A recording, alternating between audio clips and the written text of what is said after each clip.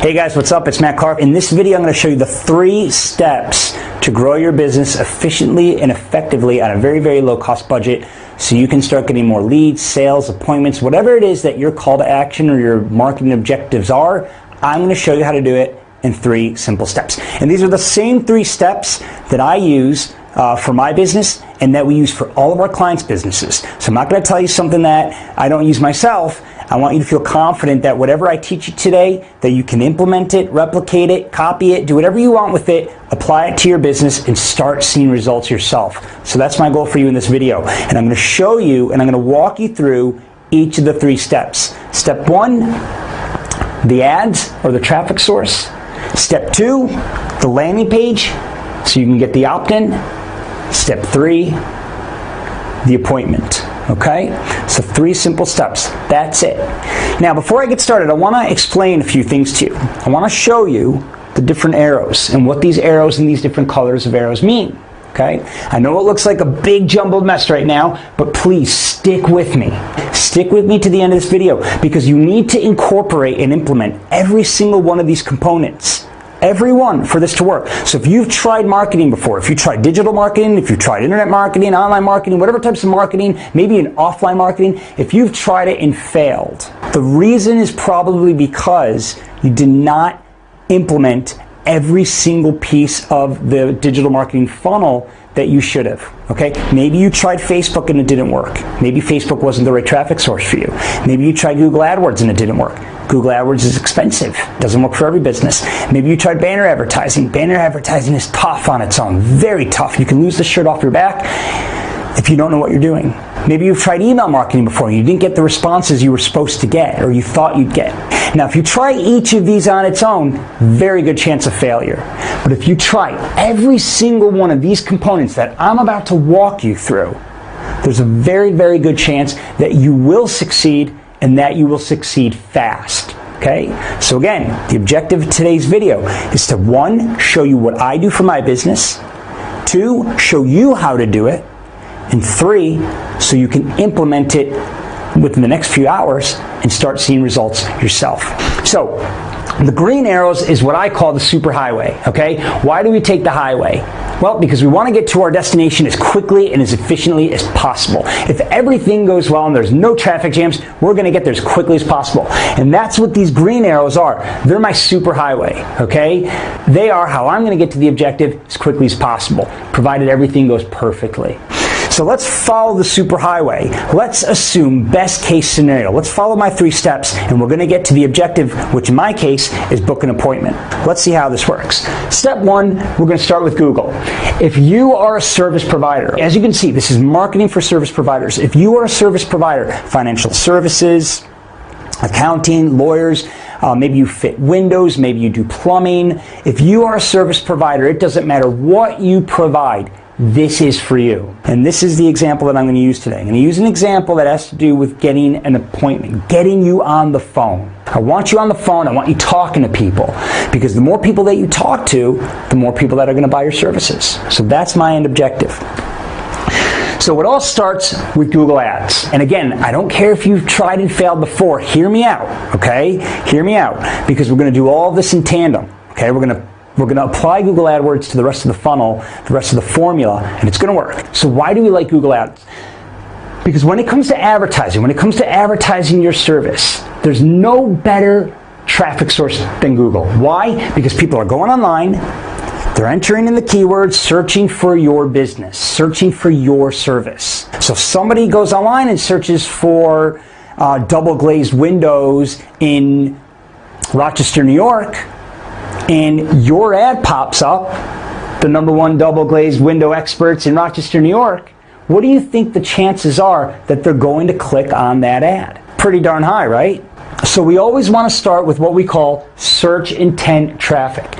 They need your services. Let's not make it any harder than it has to be. If you're offering financial advice, why are you going to advertise on Facebook? People don't go to Facebook to find a financial advisor. They go to Facebook to laugh at jokes, watch funny videos, maybe message their family and friends overseas or across the country. They want to see little Tommy growing up, his first birthday. Okay, people go to Facebook to hang out. Okay, they don't go to Facebook to hire a financial advisor or an attorney or to find somebody to fit windows. They definitely don't go there for a plumber. Okay, they go to Google for it. So just make it easy on yourself. And what we're going to do here, we're only going to pay per click.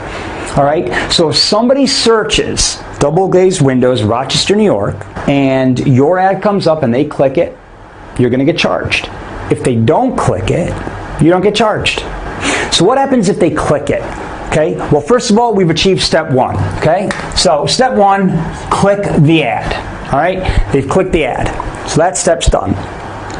So what happens now? Well, let's follow the green arrow. Let's follow our superhighway to the landing page. Okay, so we've got our beautiful landing page here. They've just come in from the ad. It tells them all about your service. Now, there's two types of call to actions that we put on our landing page. We have a primary call to action, which is going to be offering them something as simple as a lead magnet. That's the first thing you're going to do. You're going to offer them maybe a guide, something very simple, brainless, simple. Get that name and email address so they can then follow the superhighway into your email automation sequence. So make it easy, okay? Make it simple, make it easy. Give them a lead magnet. Okay, the lead magnet is going to be the first thing they see coming from your ad. Get their name and email address. Get them on your email list. You got to get them on your email list, because when you get them on your email list, you have multiple attempts to try to get them to your secondary call to action, which is what we call our power content. And the power content is going to be where you really demonstrate your expertise and you get them thinking, I definitely want to work with this guy. He knows what he's doing, or I want their services, or I'm ready to hire them. Okay? The power content is where the sale goes down. The lead magnet is just your little introductory teaser offer. Power content is where the magic happens. But you're not getting them to your power content unless you get them on your email list. So let's recap for a second. Step one, click the ad. Step two, landing page to your primary call to action, which is a lead magnet, maybe in the form of a guide. So you got their name and email address. We now got them on your email automation sequence, okay? So, as you can see here, I always do a 5-part email sequence. 5 emails is enough to get your point across. 5 emails is enough to introduce yourself and get them over to your power content. Anything after 5, they're probably not interested, they're probably not going to come back, they're probably not engaged. So leave it. We'll focus on the next prospect. Email 1. Here's the guide I promised you, okay? You just got their name and email address for the guide. Email 1, here's the guide I promised you. Email 2, did you get the guide? Make sure you read it. A lot of people subscribe to stuff, but they never actually open or read what you gave them. So what you want to do is, after you've given them what you promised in email 1, you then want to say in email 2, hey, did you get email 1? Did you open it? Did you read it? You signed up for it. Take a look, okay? So that's enough of actually giving them what you promised. Email 3, 4, and 5. Then follow the green arrow back to our secondary call to action, which is our power content. Now you got to step up your game with your power content. This is where you really showcase your services. So you got to really pull out all the stops here and let them know you know what you're talking about. And there's no better way to do this than in the form of a 3-part video series, maybe a free online workshop or a webinar. For those of you who don't know what a webinar is, it's just an online seminar. Or a live Q&A call. This is your opportunity to say, hey, everybody out there who's interested in life insurance, I'm doing a live Q&A call tonight at 7 p.m. to tell you everything you need to know about life insurance. So this gives you a platform for you to really showcase and demonstrate your expertise. So again, the power content is what email 3, 4, and 5 are driving traffic to. After they go through your power content, the next step is to get them to book an appointment with you. That's what we want to do, book an appointment with you, all right? So, step 1, ad. Step 2, get the name and email address. So once you get that opt-in, mission accomplished, step 2 done. Step 3, the appointment. We'll come back to this in a second. Now, as you can see here, we followed my superhighway, the most efficient route to get the job done. Boom, appointment, you're on the phone, you're making money, deals are happening. Best case scenario. Happens about 10%, maybe 20% of the time if you're lucky. So what about the other 80%? Okay, what happens to all that traffic, all those people that didn't make it this far? Okay, well, that's why we have different color arrows. My red arrows are what we call roadblocks. You hit a roadblock, not the end of the world. There's a way around it. We just need to follow the detour. So let's talk about these roadblocks. What happens after they clicked your ad? They get to your landing page and they say, you know what? Not really interested right now. Or maybe they're busy. Maybe they're rushing into a meeting. Maybe the kids started screaming. Maybe the dog just peed on the rug. Whatever it is, they clicked your ad, they get to your landing page, and now they're gone. Well, it used to be in the day, maybe 10, 15 years ago, even more recently, maybe even 6, 7 years ago, 5 years ago, used to be in the day that once they left your website, they were gone forever. But that's not the case anymore. Now you get a second, third, 10th, 15th chance at getting in front of them again, okay? And this is done by retargeting.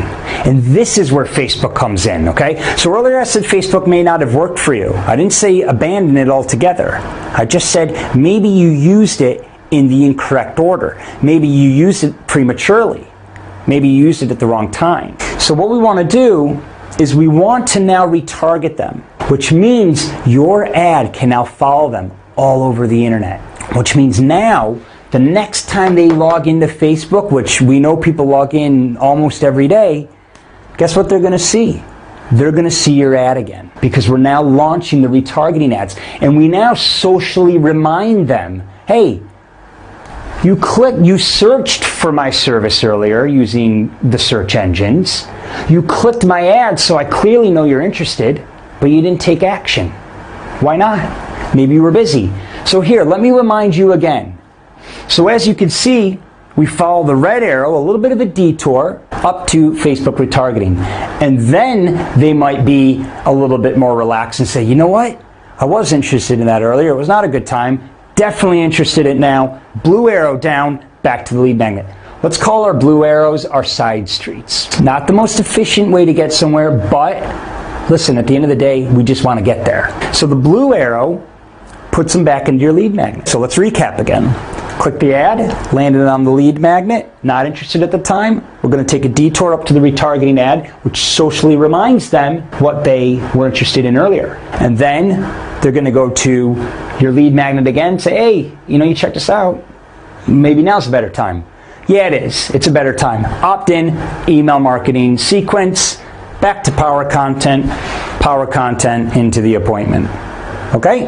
So we took a little bit of a detour, but let's talk about what happens if they still don't take action off the back of your Facebook marketing. Well, we get another shot. We're not going to stop here. We're going to keep going. But this time we're going to take things to a whole new level. We're going to actually go web-wide retargeting. And then we use banner ads. But we're only going to show these banner ads to people who have already searched for your product, who have already been reminded about your product or service. And then as you can see here, we're going to detour back up. And this time we're going to implement what we call the high-profile perception play. Why is it a high-profile perception play? Because we are going to show your banners on sites like Fox, ABC, MSNBC, CNN, Bloomberg, Wall Street Journal, USA Today, high-profile sites. So can you imagine how these visitors are now going to perceive your business? They saw your ad earlier, they were then reminded, and now they see you on big high-profile sites. Now they're going to be thinking, geez, these guys are everywhere. Maybe I should now start taking them seriously. Okay? It's going to make you look huge. It's going to make you look bigger than your competition. And you're now going to be at the forefront of their mind all day, every day, until finally, again, we take the side street to the lead magnet, until finally they're going to say, you know what? Definitely got to check these guys out. They got to be the real deal. I just saw them on Fox or ABC or MSNBC. These are websites, high-profile news websites, relevant to the industry they're in. So if you're in financial services, for example, they may see you on the Wall Street Journal or Bloomberg Business. If you're fitting windows, they might see you in the design section of MSNBC. So the point with step one is that maybe you tried Google before and it didn't work. Maybe you tried Facebook on its own, it didn't work. Maybe you tried banner advertising before and it didn't work. I've tried all of it on its own, and a lot of it didn't work for me either, until I finally figured out, individually on their own, very hard to get conversions. But when I started putting my ads in front of people who were actually interested in what I did, and then I remarketed them, and I showed them, and I reminded them on Facebook. And then I reminded them again throughout the internet, the web, throughout the rest of the day. It was then that I got a spike, okay, in appointments. Again, because of the perception play here. So finally, after you've done all of this, you'll have a very good chance of getting that appointment, of getting on the phone. All right?